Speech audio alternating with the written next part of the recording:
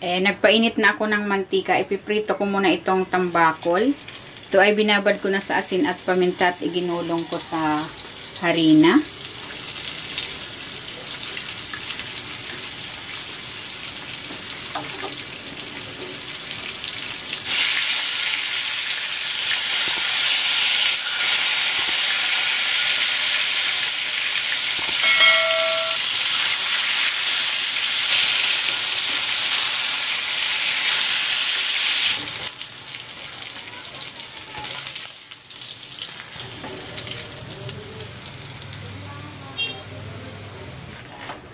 Magigisa na ako ng luya at ng bawang.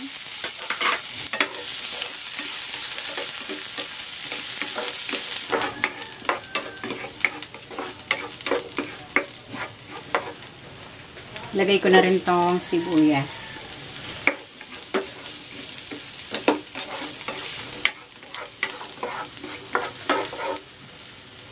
Maglalagay ako dito ng bagoong alamang.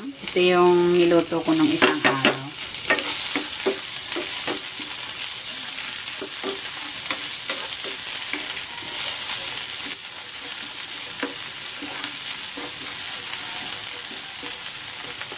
Lalagay na ako ng coconut cream.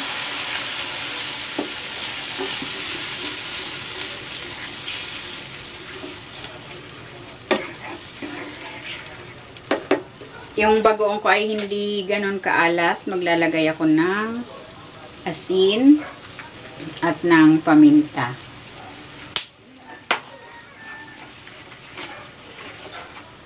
Kuluin muna natin ito. Ayan, nagmamantika na itong gata. Pag ganito na yung consistency, ilalagay ko na dito yung siling green at ang labuyo.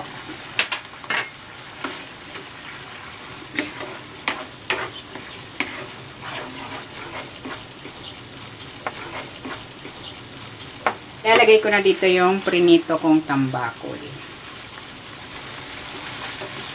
Masarap yung nagmamantika.